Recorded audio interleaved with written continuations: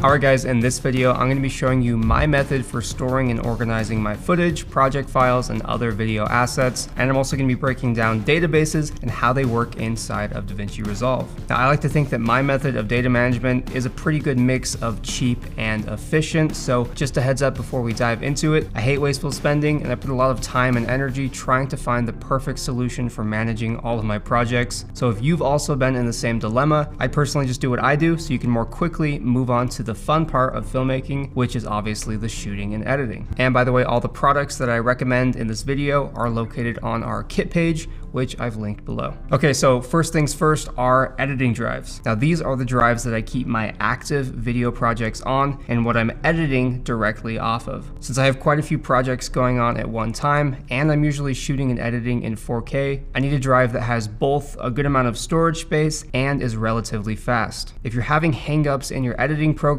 whether it's DaVinci Resolve or anything else, the first thing you should look at is the drive that you're editing from. In my opinion, the perfect solution are these. The SanDisk Extreme Pro SSD. Now, I love these because they're super small, so you can throw it in your camera bag and edit on the go, or you can dump footage on a shoot. Plus they're solid state drives or SSDs, so they're generally quite a bit faster than rotating hard drives. Now I use the 2TB version, which goes for around 300 USD. For backups, having a fast drive can be convenient, but I promise it's not necessary, and I'll tell you why in a second. But on these backup drives, the main factor you need to look at is honestly just storage size. What I've personally done for my setup is buy a hard drive enclosure, which can hold 4 hard drives at once, and then I have these 8TB hard drives from Seagate, so every time a hard drive gets filled up, I'll just pick up a new one for around 200 USD. Alright, so there is the hardware, but how am I actually organizing and then backing up all of my files? This is why I don't use a faster, expensive drive for backups. It's because I've automated my system to do its backup overnight. So even if I have a terabyte of footage to transfer from my SanDisk SSD to my Seagate backup drive, it'll be finished transferring by the time I sit down at my desk in the morning. And the way I do this is through a program called Carbon Copy Cloner, which goes for $40, and you can even do a free 30-day trial if you're not sure you want to use it, although I promise you it's completely worth it. So inside that program, I've created a task that uses my editing SSD as the source, my backup drive as the destination, and it's on a schedule to run every day at 3 AM. So while I'm asleep, the program is running in the background and copying all of my project files over to the backup drive, and it's not overwriting anything. It honestly gives you so much peace of mind knowing that your projects are automatically being backed up. Okay, so now backups aside, how do I organize all of the different assets for a project? On BTW1, which is my main editing drive, I have a bunch of main folders to separate the different businesses that I make content for. If I jump into the Accomplished Artist folder, which is an online art course that my mom teaches, I can see the individual projects that I'm working on for that company specifically. Now we shot a bunch of videos on 3 different days, so if I click on day 1, I have the first 2 folders, which is the footage from both cameras, main camera, which is straight on, and then overhead, which shows a bird's eye view of the artwork. I also have project files, which is where I keep the exported DaVinci Resolve or Premiere Pro editing file. I'm going to touch more on that in a second. These are Premiere Pro because I'd already started this project in that program several months ago. Then if we go back, we also have proxies for low-res proxy files of our high-res footage, and then finally renders, which are the exported videos from our project. I could also add more folders in here like music, logos, sound effects, and other assets, but I generally like to keep those things on the root of my editing drive in the video assets folder, so I can quickly access them from any project I'm working on, and they won't be duplicated over and over again if I'm using them in different projects. So you might have noticed that earlier I said the project files folder is where I keep my